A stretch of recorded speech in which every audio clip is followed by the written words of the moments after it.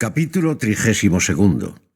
De la respuesta que dio Don Quijote a su reprehensor, con otros graves y graciosos sucesos.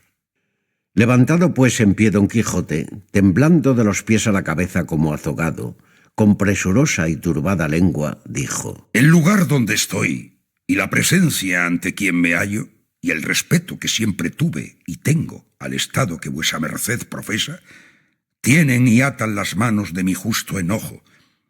Y así, por lo que he dicho, como por saber que saben todos que las armas de los togados son las mismas que las de la mujer, que son la lengua, entraré con la mía en igual batalla con vuesa merced, de quien se debía esperar antes buenos consejos que infames vituperios. Las reprensiones santas y bien intencionadas otras circunstancias requieren y otros puntos piden. A lo menos el haberme reprendido en público y tan ásperamente ha pasado todos los límites de la buena reprensión.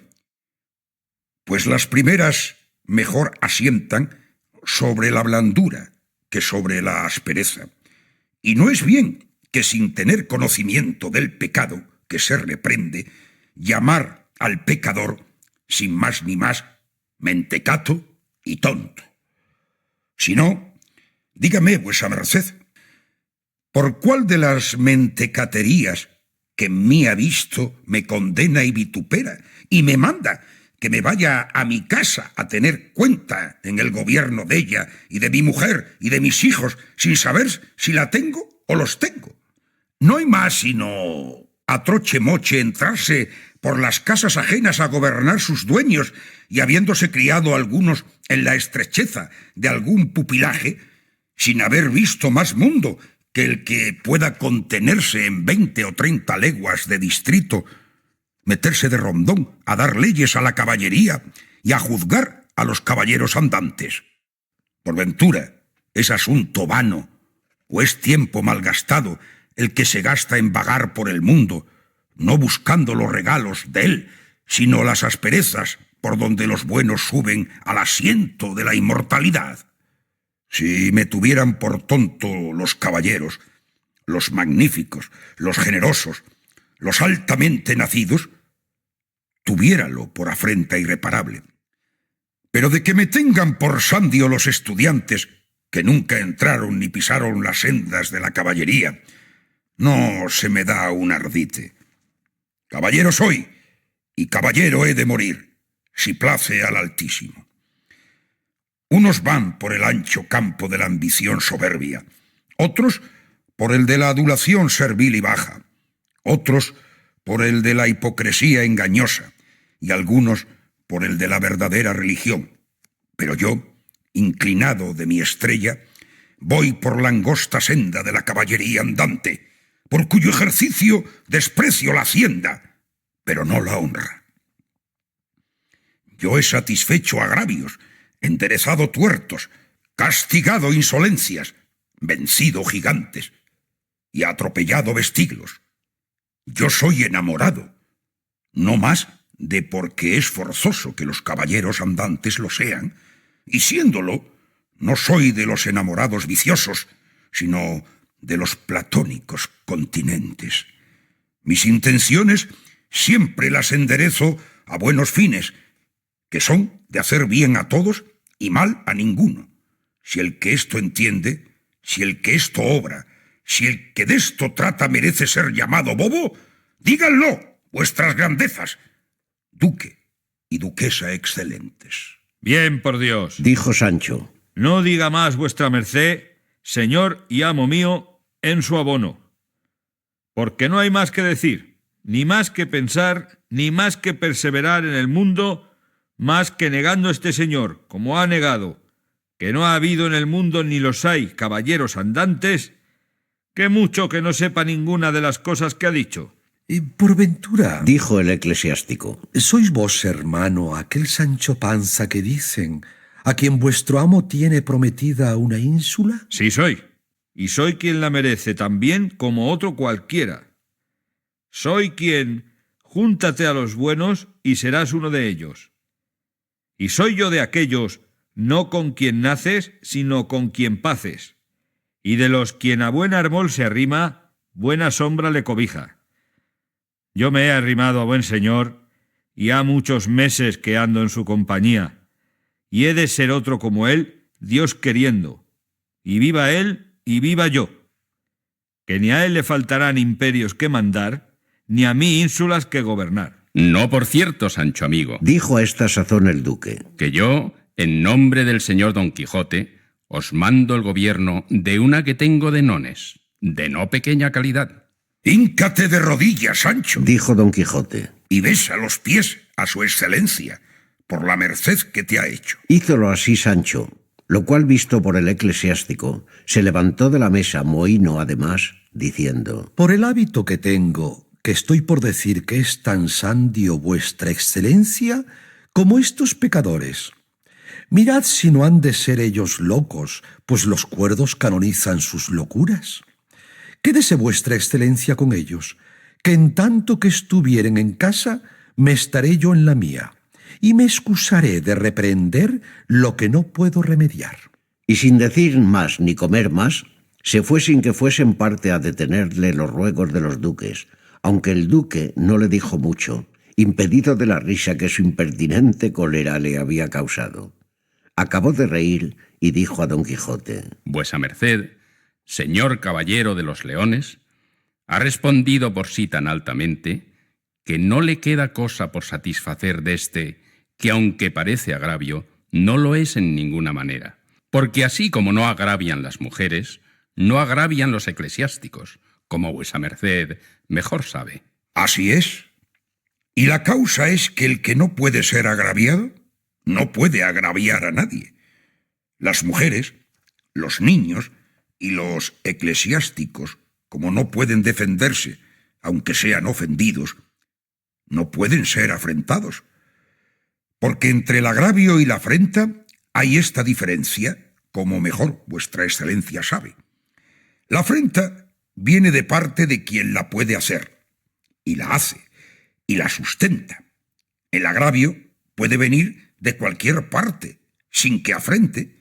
Sea, por ejemplo, está uno en la calle descuidado, llegan 10 con mano armada y dándole de palos, pone mano a la espada y hace su deber, pero la muchedumbre de los contrarios se le opone y no le deja salir con su intención, que es de vengarse. Este tal queda agraviado, pero no afrentado, y lo mismo confirmará otro ejemplo. Está uno vuelto de espaldas, llega otro y dale de palos, y en dándoselos huye y no espera, y el otro le sigue y no alcanza. Este que recibió los palos recibió agravio, mas no afrenta, porque la afrenta ha de ser sustentada. Si el que le dio los palos, aunque se los dio a hurtacordel, pusiera mano a su espada y se estuviera quedo, haciendo rostro a su enemigo, quedara el apaleado agraviado y afrentado juntamente.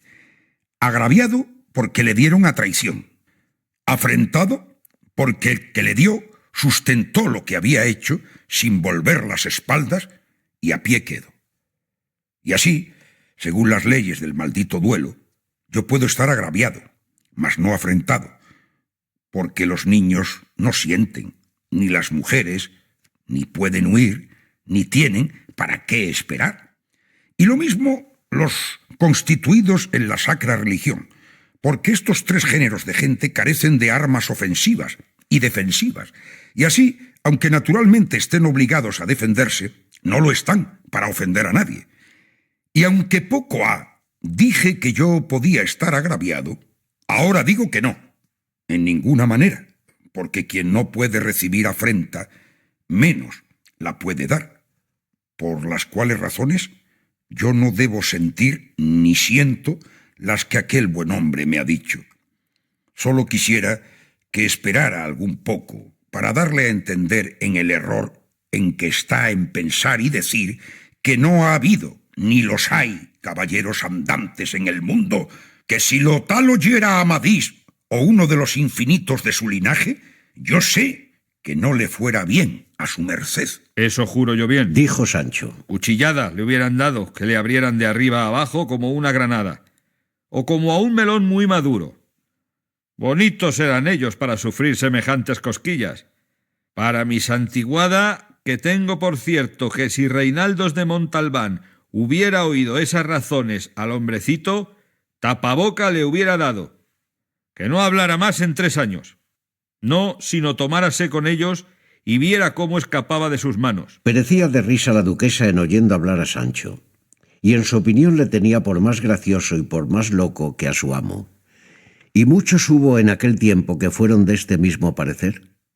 Finalmente don Quijote se sosegó, y la comida se acabó, y en levantando los manteles llegaron 4 doncellas, la una con una fuente de plata, y la otra con un aguamanil, asimismo de plata, y la otra con 2 blanquísimas y riquísimas toallas al hombro, y la cuarta descubiertos los brazos hasta la mitad, y en sus blancas manos, que sin duda eran blancas, una redonda pella de jabón napolitano.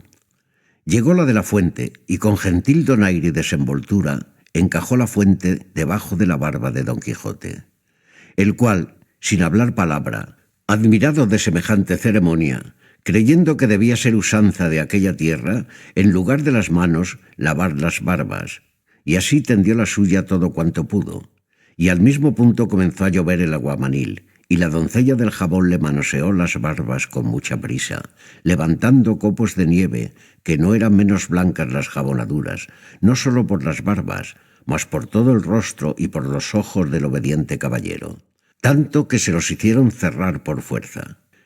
El duque y la duquesa, que de nada de esto eran sabedores, estaban esperando en qué había de parar tan extraordinario lavatorio.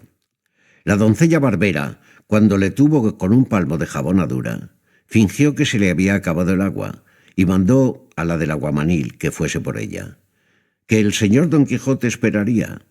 Hízolo así, y quedó don Quijote con la más extraña figura y más para hacer reír que se pudiera imaginar. Mirábanle todos los que presentes estaban, que eran muchos, y como le veían con media vara de cuello, más que medianamente moreno, los ojos cerrados y las barbas llenas de jabón, fue gran maravilla y mucha discreción poder disimular la risa. Las doncellas de la burla tenían los ojos bajos, sin osar mirar a sus señores. A ellos les retozaba la cólera y la risa en el cuerpo, y no sabían a qué acudir, o a castigar el atrevimiento de las muchachas, o darles premio por el gusto que recibían de ver a don Quijote de aquella suerte. Finalmente la doncella del aguamanil vino, y acabaron de lavar a don Quijote, y luego la que traía las toallas le limpió y le enjugó muy reposadamente, y haciéndole todas 4 a la par una grande y profunda inclinación y reverencia, se querían ir. Pero el duque, porque don Quijote no cayese en la burla, llamó a la doncella de la fuente, diciéndole: Venid y lavadme a mí, y mirad que no se os acabe el agua. La muchacha, aguda y diligente, llegó y puso la fuente al duque como a don Quijote, y dándose prisa le lavaron y jabonaron muy bien, y dejándole enjuto y limpio, haciendo reverencias se fueron. Después se supo que había jurado el duque que si a él no le lavaran como a don Quijote, había de castigar su desenvoltura, lo cual habían enmendado discretamente con haberle a él jabonado. Estaba atento Sancho a las ceremonias de aquel lavatorio, y dijo entre sí: Válame Dios, si será también usanza en esta tierra lavar las barbas a los escuderos como a los caballeros, porque en Dios y en mi ánima que lo he bien menester, y aunque si me la rapasen a navaja, lo tendría a más beneficio. ¿Qué decís entre vos, Sancho? Digo, señora, que en las cortes de los otros príncipes siempre he oído decir que en levantando los manteles dan agua a las manos, pero no lejía a las barbas, y que por eso es bueno vivir mucho por ver mucho, aunque también dicen que el que larga vida vive, mucho mal ha de pasar, puesto que pasar por un lavatorio de estos antes es gusto que trabajo. No tengáis pena, amigo Sancho, que yo haré que mis doncellas os laven, y aún os metan en colada si fuera menester. Con las barbas me contento, por ahora, a lo menos, que andando el tiempo, Dios dijo lo que será. Mirad, maestresala, lo que el buen Sancho pide, y cumplidle su voluntad al pie de la letra. El maestresala respondió que en todo sería servido el señor Sancho, y con esto se fue a comer, y llevó consigo a Sancho, quedándose a la mesa los duques y Don Quijote, hablando en muchas y diversas cosas, pero todas tocantes al ejercicio de las armas y de la andante caballería. La duquesa rogó a Don Quijote que le delinease y describiese, pues parecía tener feliz memoria, la hermosura y facciones de la señora Dulcinea del Toboso, que según lo que la fama pregonaba de su belleza, tenía por entendido que debía ser la más bella criatura del orbe, y aun de toda la Mancha. Suspiró Don Quijote oyendo lo que la duquesa le mandaba, y dijo: Si yo pudiera sacar mi corazón y ponerle ante los ojos de vuestra grandeza, aquí, sobre esta mesa y en un plato, quitara el trabajo a mi lengua de decir lo que apenas se puede pensar. Porque vuestra excelencia la viera en él toda retratada. Pero, ¿para qué es ponerme yo ahora a delinear y describir punto por punto y parte por parte la hermosura de la sin par Dulcinea, siendo carga digna de otros hombros que de los míos, empresa en quien se debían ocupar los pinceles de Parrasio, de Timantes y de Apeles y los buriles de Lisipo, para pintarla y grabarla en tablas, en mármoles y en bronces, y la retórica ciceroniana y demostina para alabarla? ¿Qué quiere decir demostina, señor Don Quijote? Preguntó la duquesa. Que es vocablo que no le he oído en todos los días de mi vida. Retórica demostina es lo mismo que decir retórica de Demóstenes, como ciceroniana de Cicerón, que fueron los dos mayores retóricos del mundo. Así es. Dijo el duque. Y habéis andado deslumbrada en la tal pregunta.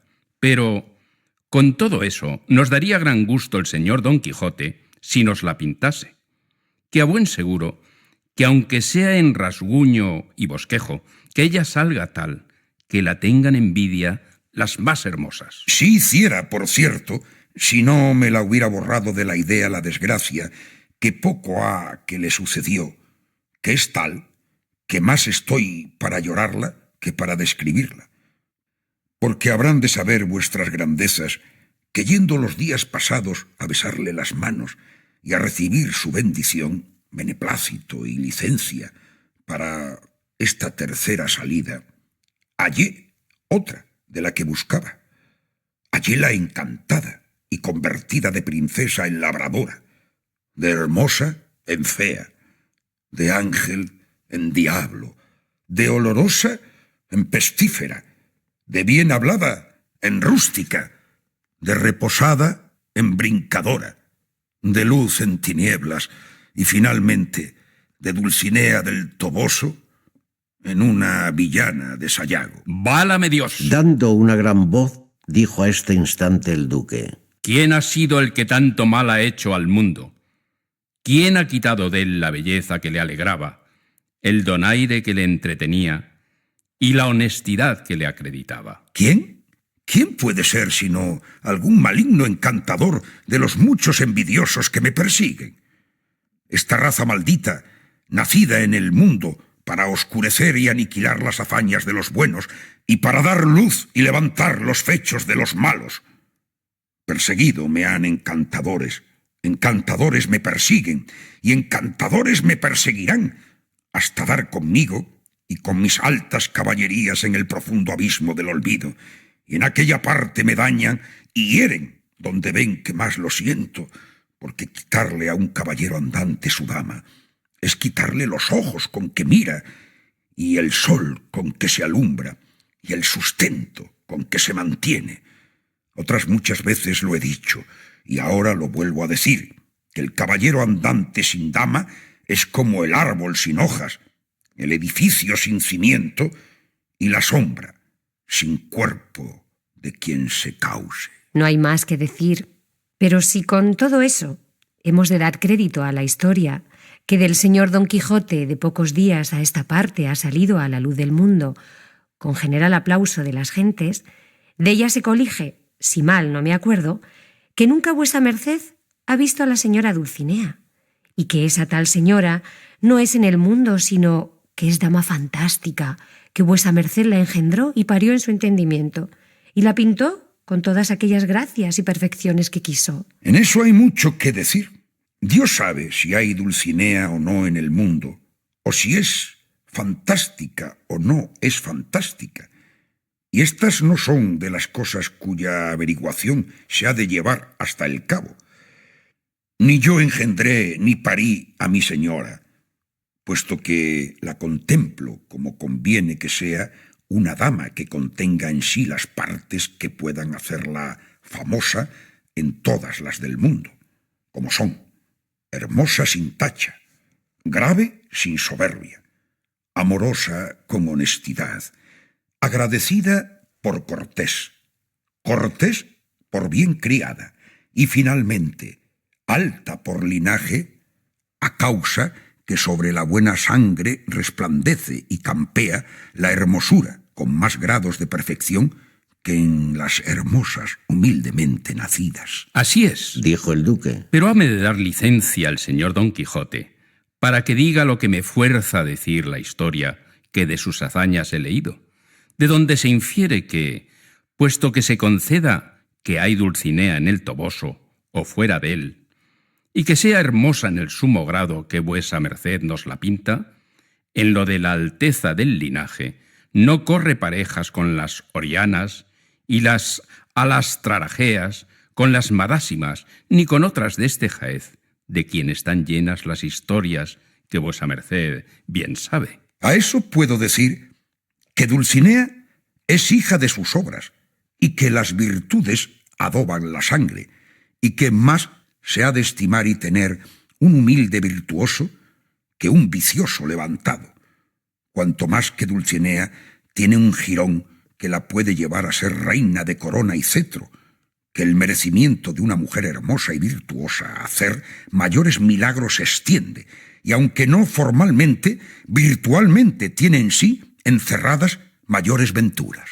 Digo, señor Don Quijote, que en todo cuanto vuestra merced dice va con pie de plomo, y como suele decirse, con la sonda en la mano, y que yo desde aquí adelante creeré y haré creer a todos los de mi casa, y aún al duque mi señor, si fuese menester, que hay Dulcinea en el Toboso, y que vive hoy día, y es hermosa y principalmente nacida, y merecedora que un tal caballero como es el señor Don Quijote la sirva, que es lo más que puedo ni sé encarecer.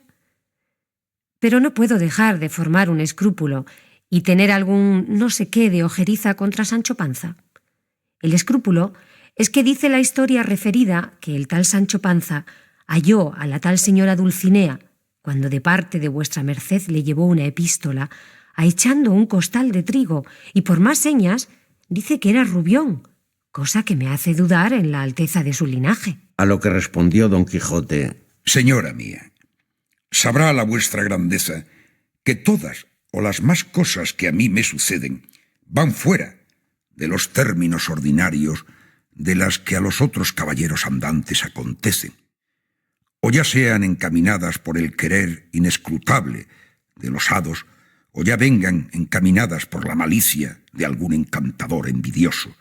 Y como es cosa ya averiguada que todos o los más caballeros andantes y famosos, uno tenga gracia de no poder ser encantado, otro de ser de tan impenetrables carnes que no puede ser herido, como lo fue el famoso Roldán, uno de los 12 pares de Francia, de quien se cuenta que no podía ser ferido sino por la planta del pie izquierdo, y que esto había de ser con la punta de un alfiler gordo, y no con otra suerte de arma alguna. Y así, cuando Bernardo del Carpio le mató en Roncesvalles, viendo que no le podía llagar con fierro, le levantó del suelo entre los brazos y le ahogó, acordándose entonces de la muerte que dio Hércules a Anteón, aquel feroz gigante que decían ser hijo de la tierra.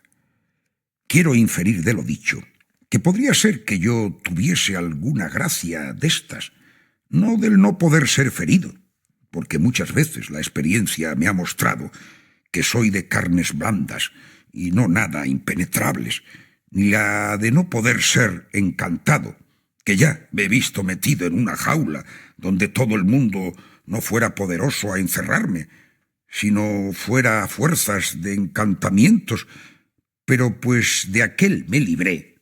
Quiero creer que no ha de haber otro alguno que me empezca. Y así, viendo estos encantadores que con mi persona no pueden usar de sus malas mañas, vénganse en las cosas que más quiero y quieren quitarme la vida maltratando la de Dulcinea, por quien yo vivo. Y así creo que cuando mi escudero le llevó mi embajada, se la convirtieron en villana y ocupada en tan bajo ejercicio como es el de echar trigo. Pero ya tengo yo dicho que aquel trigo ni era rubión ni trigo, sino granos de perlas orientales. Y para prueba de esta verdad, quiero decir a vuestras magnitudes cómo viniendo poco ha por el Toboso, jamás pude hallar los palacios de Dulcinea, y que otro día, habiéndola visto Sancho, mi escudero, en su misma figura, que es la más bella del orbe, a mí me pareció una labradora tosca y fea, y no nada bien razonada, siendo la discreción del mundo. Y pues yo no estoy encantado, ni lo puedo estar, según buen discurso. Ella es la encantada, la ofendida, y la mudada, trocada y trastocada, y en ella se han vengado de mí mis enemigos, y por ella viviré yo en perpetuas lágrimas hasta verla en su prístino estado. Todo esto he dicho para que nadie repare en lo que Sancho dijo del cernido ni del ahecho de Dulcinea, que pues a mí me la mudaron, no es maravilla que a él se la cambiasen. Dulcinea es principal y bien nacida, y de los hidalgos linajes que hay en el Toboso, que son muchos, antiguos y muy buenos.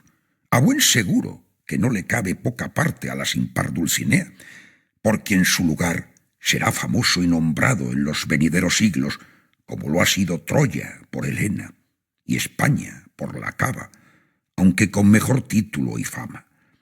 Por otra parte, quiero que entiendan vuestras señorías que Sancho Panza es uno de los más graciosos escuderos que jamás sirvió a caballero andante. Tiene a veces unas simplicidades tan agudas que el pensar si es simple o agudo causa no pequeño contento. Tiene malicias que le condenan por bellaco y descuidos que le confirman por bobo. Duda de todo y créelo todo.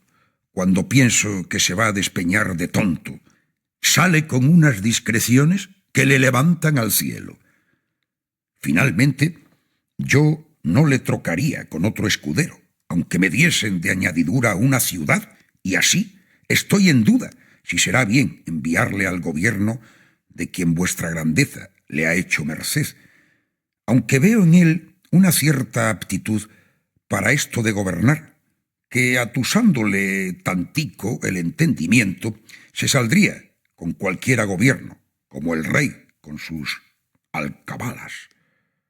Y más que ya por muchas experiencias sabemos que no es menester ni mucha habilidad ni muchas letras para ser uno gobernador, pues hay por ahí ciento que apenas saben leer y gobiernan como unos gerifaltes.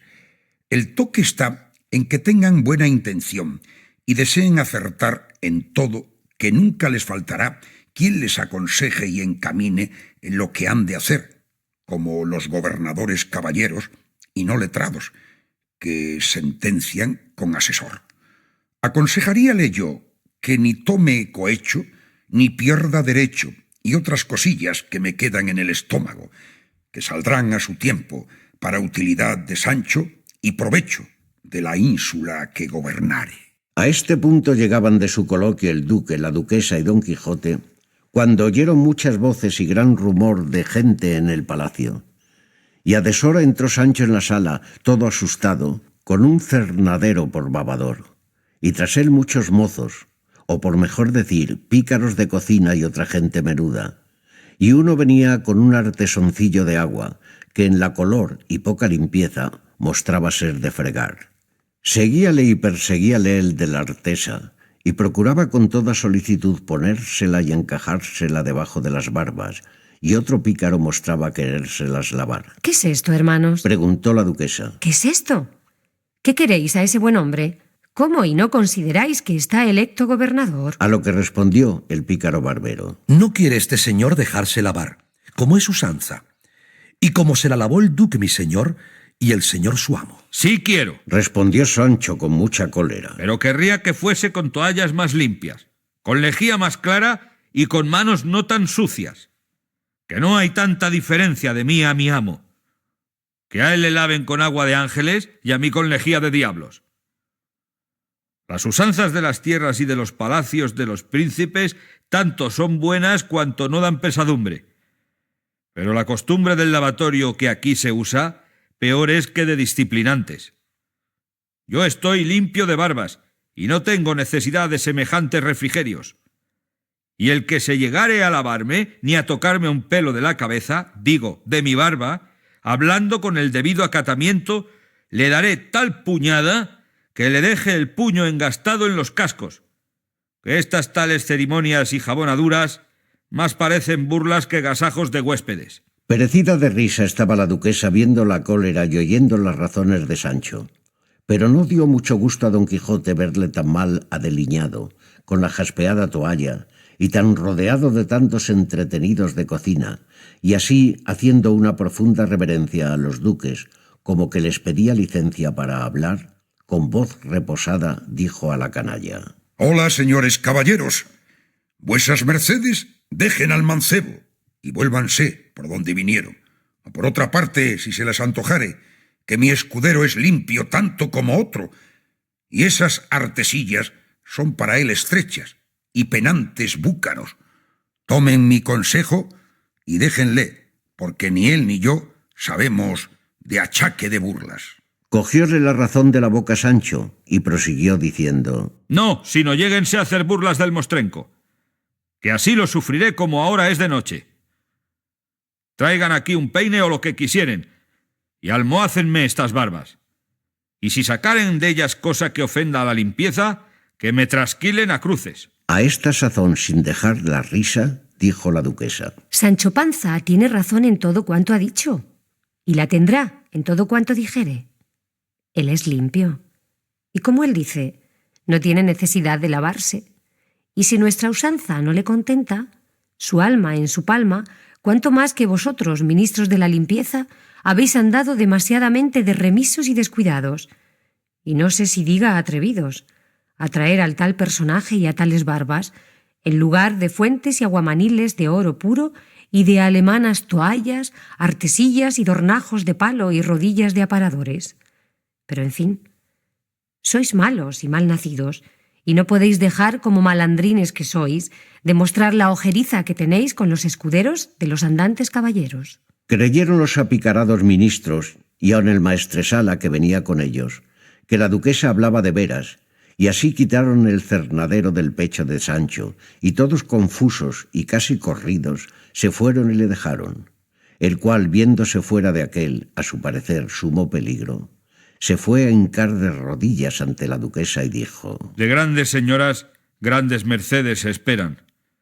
Esta que la vuestra merced hoy me ha fecho no puede pagarse con menos, si no es con desear verme armado caballero andante para ocuparme todos los días de mi vida en servir a tan alta señora.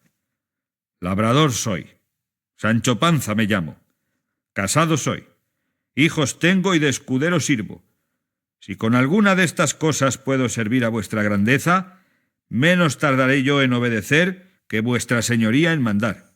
Bien parece, Sancho, que habéis aprendido a ser cortés en la escuela de la misma cortesía. Bien parece, quiero decir, que os habéis criado a los pechos del señor Don Quijote, que debe ser la nata de los comedimientos y la flor de las ceremonias, o cirimonias, como vos decís. Bien haya tal señor y tal criado, el uno por norte de la andante caballería y el otro por estrella de la escuderil fidelidad. Levantaos, Sancho amigo, que yo satisfaré vuestras cortesías con hacer que el duque mi señor, lo más presto que pudiere, os cumpla la merced prometida del gobierno. Con esto cesó la plática, Y don Quijote se fue a reposar la siesta, y la duquesa pidió a Sancho que, si no tenía mucha gana de dormir, viniese a pasar la tarde con ella y con sus doncellas en una muy fresca sala. Sancho respondió que, aunque era verdad que tenía por costumbre dormir 4 o 5 horas las siestas del verano, que por servir a su bondad él procuraría con todas sus fuerzas no dormir aquel día ninguna, y vendría obediente a su mandado, y fuese. El duque dio nuevas órdenes cómo se tratase don Quijote como a caballero andante, sin salir un punto del estilo como cuentan que se trataban los antiguos caballeros.